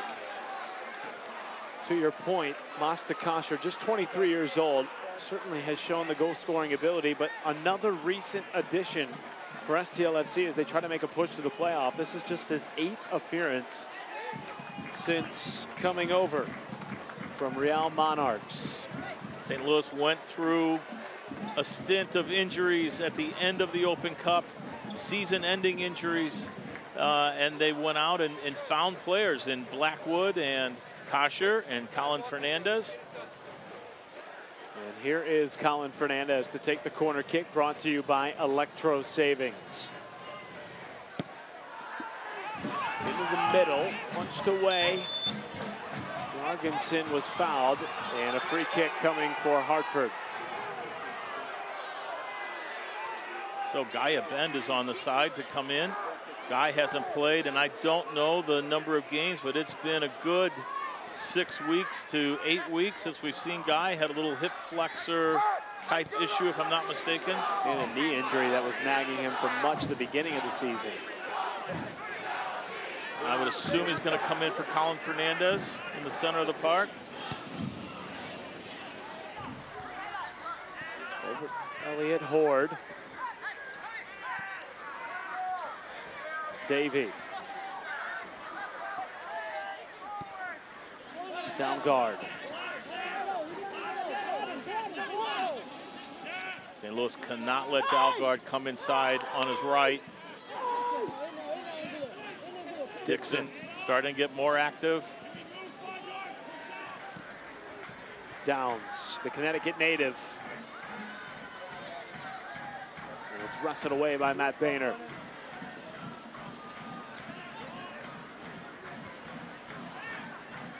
Fink committed on a header there.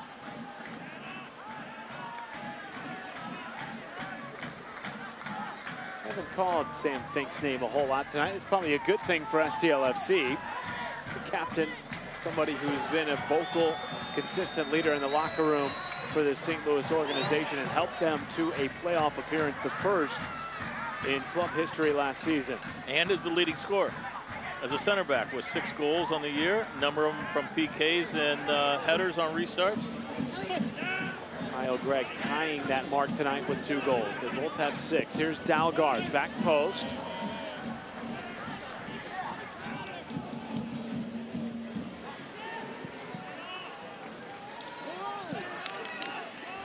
And now DeVitt. Hartford have done a better job organizing in the second half. Davies gets himself out of trouble a few times now. Yeah, they're pushing higher. When you see Horde gets a little bit higher, Gadula gets very high, gives them some extra numbers and some width. Allows them to play in the front half, something we didn't see from them. Down goes Blackwood, and Danny Barrera, the foul, and shown a booking.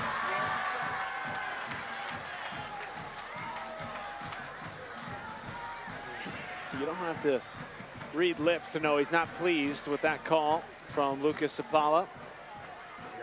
He's been fantastic in the attack tonight, delivering some beautiful balls in. You're never disappointed with Barrera's involvement. He always finds the ball. He always looks to create. Another substitution for STLFC brought to you by Cigna. It is Fernandez coming out and Guy Bend coming on. Finally healthy enough to get back on the pitch for STLFC. This was the center midfield for St. Louis FC in the beginning of the year. Good to see Guy back and healthy enough to play. And this man, Kyle Gregg, what a match for him. 2 goals. Big. What a match for him. What a match for the club for him to get his 2 goals. They need him to come back. Caleb Calvert, one of the first homegrown players, played for Chivas, signed as a 16-year-old. Spent the majority of his professional career playing for the Charlotte Independents. Here he is in St. Louis, and here he is on the ball. TLFC challenging. Side hit blocked by Cropper out for a corner. There you see what Masas Kasher can do. He runs at the center back at the last defender, little swivel hip, puts him wide on his left, and a little toe poke. Good save from Cropper. And now Lewis Hilton for this corner kick brought to you by Electro Savings. Calvert in the middle, as is Sam Fink. And Guy Bend standing directly in front of Cody Cropper, the keeper.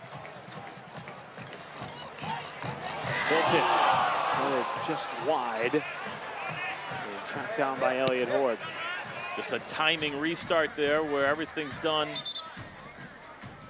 on a timer as Kavita starts his run early and relies on quality service. He just misses header. If he doesn't swing his head, he scores. I think he was trying to rip the netting off the post. There is Sean Reynolds.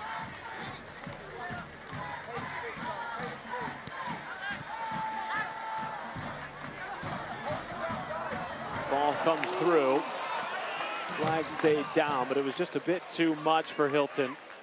And it's out for a goal kick. These last 15 minutes are really important for the club as Gaia Ben comes back into the game. With Oscar Umar has accumulated a number of yellow cards and a few red cards as well. Having Gaia Bend as a third central midfield player to help balance out the center of the park and find the fresh legs that you need, it's important for him to get back in and get a rhythm. I think a really good move from Anthony to give guys some minutes because you may need them here over the next couple of games. STLFC tonight, the start of a 3-game homestand, and it only gets more difficult from here as they welcome in Ottawa on Wednesday and then Nashville on Saturday. And Nashville second in the standings right now. STLFC entering the night 5 points behind the Charleston Battery for that 10th and final playoff spot. And a big 3 points on the line, as you talked about, Dale, for the home team tonight. Lewis Hilton. Good. Back post, and Cropper comes out to punch it away. He's been good tonight. Cody Cropper has been very good tonight, as has Tomas. Both goalkeepers have been good despite a 3-2 game. Select is the official ball supplier of the USL Championship and many of the finest leagues in the world. Since 1947, Select has been the leader in soccer ball quality and innovation. For the latest Select products and special offers, visit selectsportamerica.com.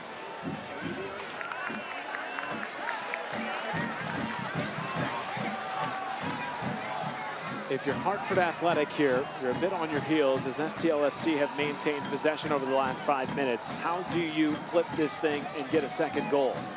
I don't know that you can. You're going to have to find a way to win a ball, spring Dixon, spring Angulo, spring Dalgard.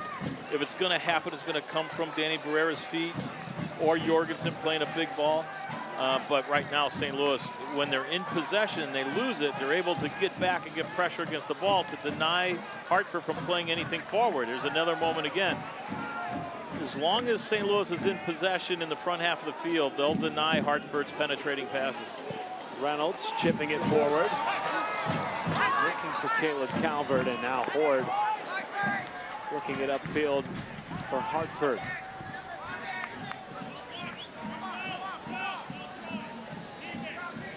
What's impressed you most about STLFC tonight?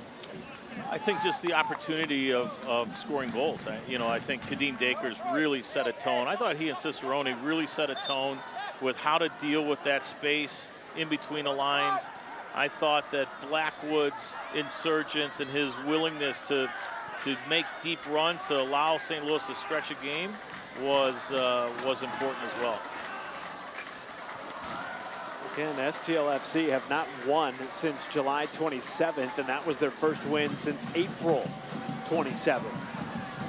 They have yet to win a game in August, and yet right on the fringe of the playoff picture.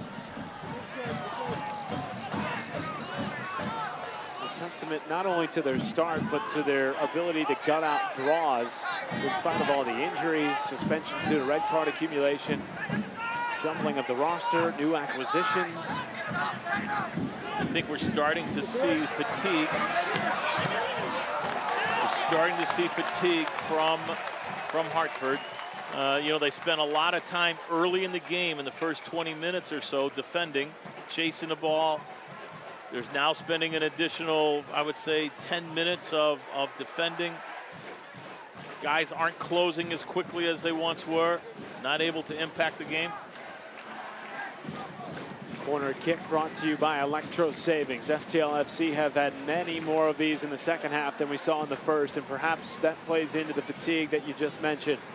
Lewis Hilton. Back post. Cicerone leaving it in, and good thought there, but maybe a bit ambitious. It's all right. You may as well go for it, right? Exactly. Yeah. Doesn't fall for you every time. Hey, with the way that STLFC have peppered the net tonight, why not? Most goals scored since that win 3-0 against Bethlehem Steel back on July 27th. Outside of the one ball that Angulo was on the end of, that Tomas made the big save on. We haven't seen Angulo. Here's another look at that cycle. Cicerone getting after it. You would have banged that in your head. I would have probably hit off the bar and in. Here comes Hilton. He's just so good in 1v1 situations. A couple of chances for Kosher. And now Davey out. And the St. Louigans wanted a handball. Nothing from Sapala. It looked like it, didn't it? There they are, the St. Louigans. As loyal a fan base as you will see. Some of them making their way over here after a Cardinals doubleheader downtown earlier today. Oh, you're in fine form, I'm sure. Absolutely. Hey, it's a holiday weekend, right? That's right. No work tomorrow. No work. Guerrera still working up top, trying to find a way to either get a ball for himself or make space for somebody else. That's a good ball from Davies. Finds Dalgard, tripped up. And now into the middle for Downs.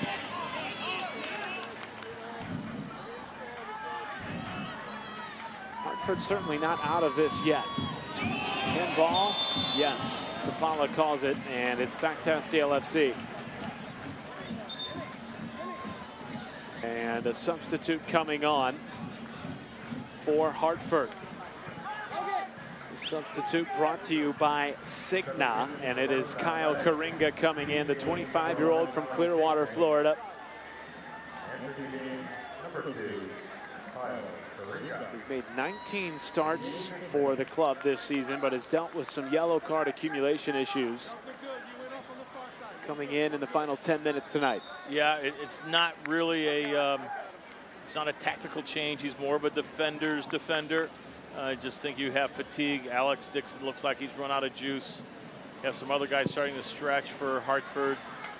Seem to be cramping a little bit.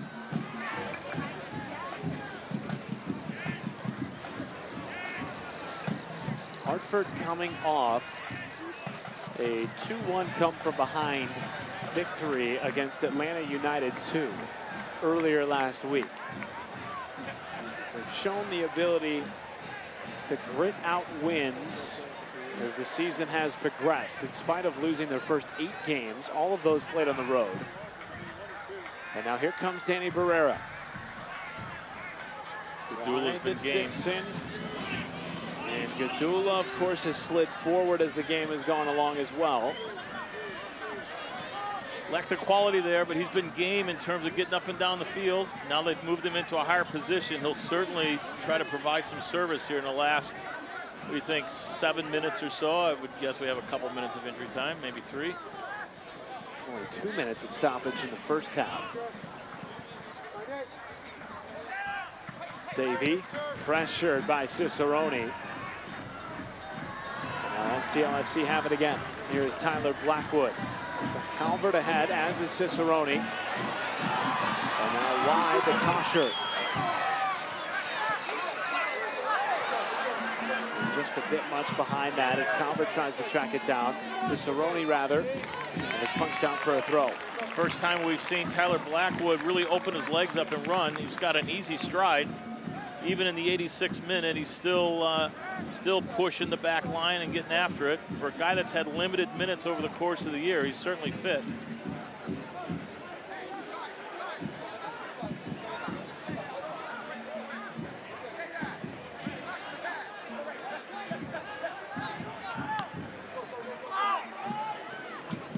Reynolds taking it into the corner, working away that clock. Dalgard comes over, and it's out for a goal kick. Does Hartford have one last push? It's really a matter now of St. Louis. Will they defend in midfield and not allow that look, that big look that Angulo was looking for?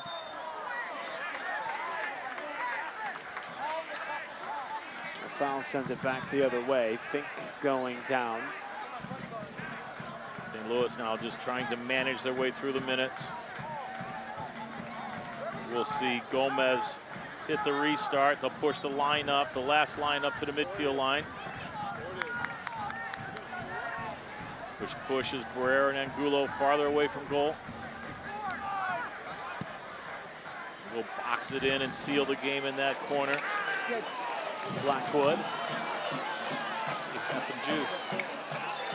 They're still down for Hartford. I believe that is Sem DeVitt. Not pleased with the physicality.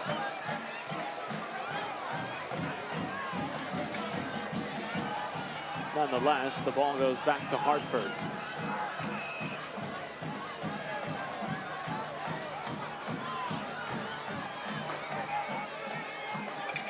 Lucas Sapala has officiated a fine match tonight here in St. Louis. Competitive match, entertaining as we thought it would be. Although, perhaps more goals than many might have thought tonight. Although with Hartford's goal against record, you had to think it would be opened up at some point. It's just a matter of finishing on the other side. And now Hartford tries to press on.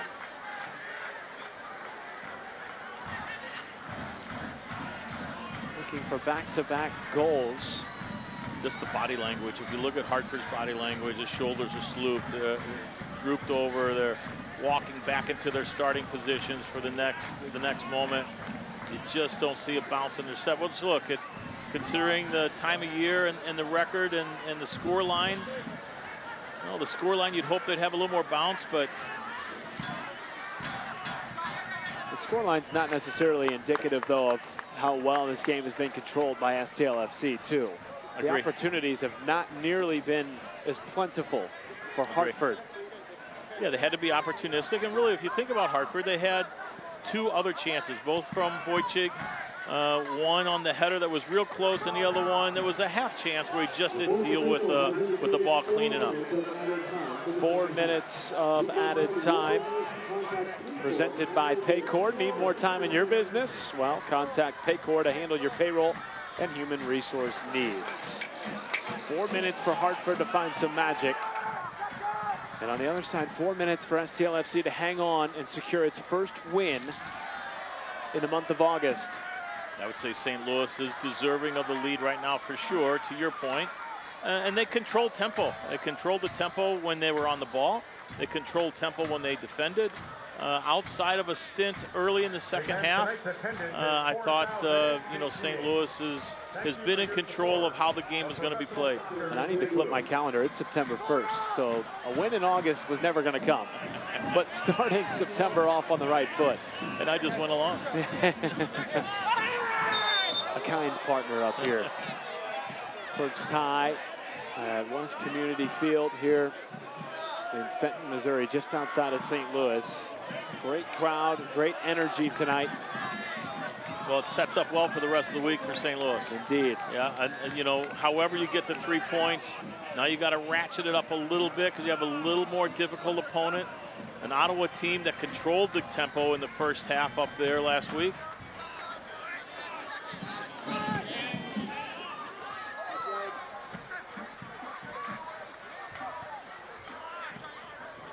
But in that game versus Ottawa, in the second half, a man down, St. Louis controlled the tempo despite playing with 10. Here's Barrera. Jorgensen. Good tackle. Blackwood trying to maintain, and a big tackle from Davey in the midfield. Play on, says Sapala. And Cicerone. I think Tyler's all right. He's up. He'll be up. He'll be sore, but he'll be up. Cicerone. The legs. Down into a bend. Calvert's. A bench, fresh legs are helpful. Thought the guys that came in off the bench made an impact for St. Louis. Over halfway through our stoppage time tonight.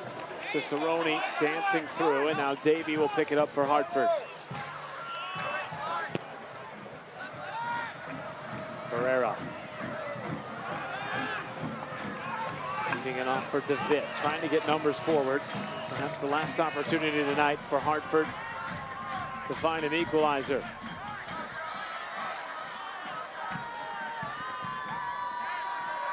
Over to Elliott Horde. And now Dalgard.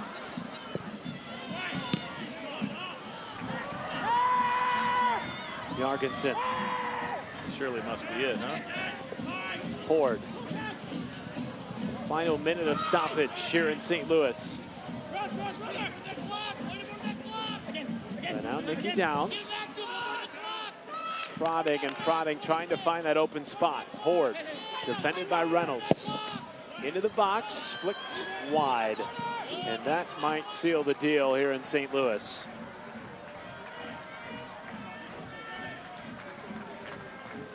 Well, let's give Hartford a thumbs up. I mean, we talked about their body language. We talked about some fatigue, but they certainly were game for the fight tonight. Coming back twice, not all the way back the second time. It's been a tough run for them, but it's a good battle. St. Louis, on the other hand, very good. The decision to partner Blackwood and Greg together up front. Good move from Coach Pulis. Since April 27th, STLFC have gone 1-8-6. No wins in August, just one in July.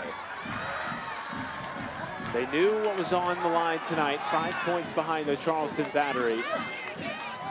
And with the caliber of clubs coming in over the next week with Ottawa and Nashville, tonight was a must-win. You know, the other thing is St. Louis has, of their 10 games left, I believe 7 of them are with teams above the playoff line, maybe 6. And that's a lot of teams. That's a lot of tough games that you have to get through. So it just makes this one all the more important. This 3 points is a huge 3 points for St. Louis at this time of the year. Surely in the closing moments here. A minute past the 4 minutes of allotted stoppage time.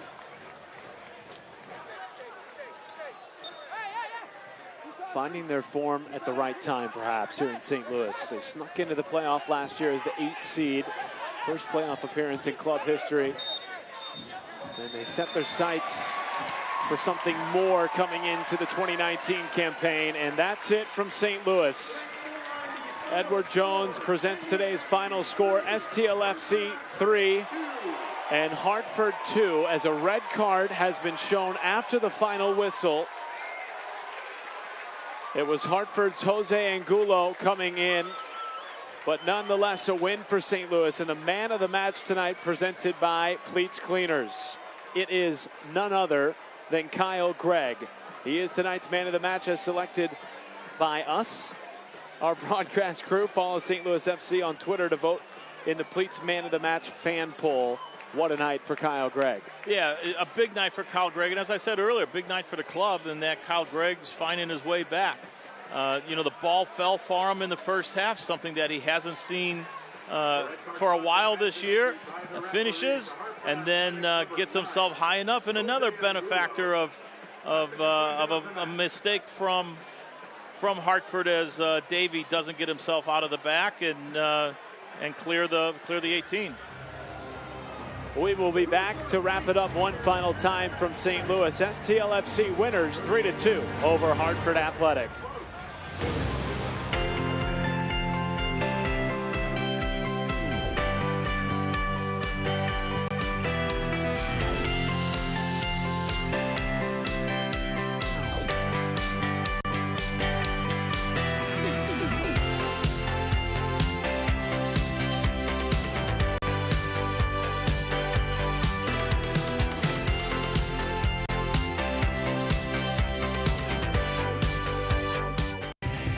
excitement that is sweeping the nation has arrived in St. Louis. And a goal! It's Cicerone! Fans are loving the authentic soccer experience. Tailgating, cheering, chanting, and much more. It's a party you won't want to miss. Goal!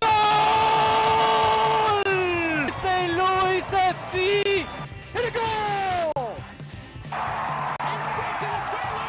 Get your tickets at stlouisfc.com. Boy.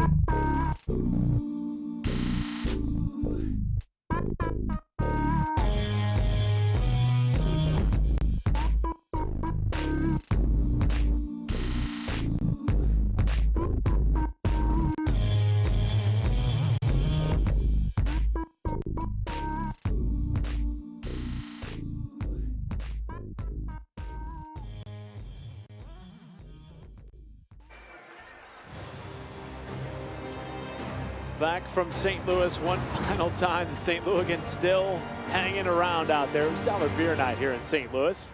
The final score presented by Edward Jones, STLFC 3, Hartford 2.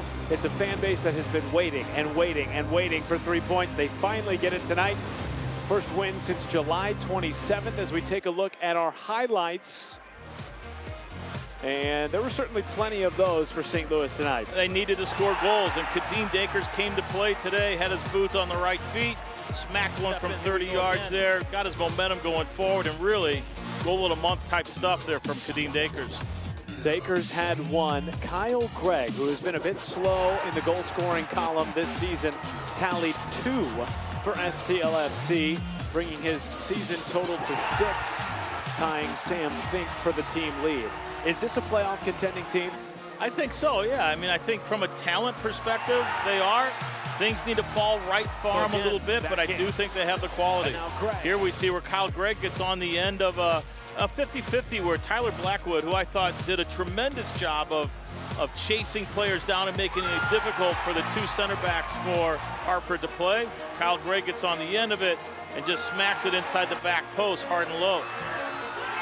That was the second goal from Kyle Gregg to give STLFC a 3-1 lead. Hartford Athletic would respond, but it was too little too late for the first-year expansion club. Certainly Alex Dixon has nothing to hang his head about tonight. He was spectacular. Yeah, Alex Dixon was very good. I thought Dalgard had a good game as well. Wojcik was decent as well. You know, they were decent. Here we see, you know, St. Louis controlling the game in terms of opportunities on the ball, opportunities at goal, 17 shots to 9. A little surprising in terms of possession in that Hartford had a little bit more of the ball, but in terms of creating chances and being good in front of the goal, St. Louis was dominant, certainly controlled the tempo, thought they were quite sharp this evening. In a must-win night, STLFC picking up 3 points, now just 2 behind the Charleston Battery for that 10th and final playoff spot in the East. St. Louis FC winners 3-2. They'll take on Ottawa right here on Wednesday night.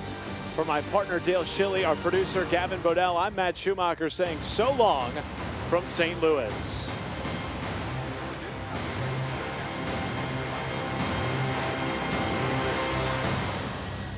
Reproduced without the expressed written consent of the United Soccer League Championship.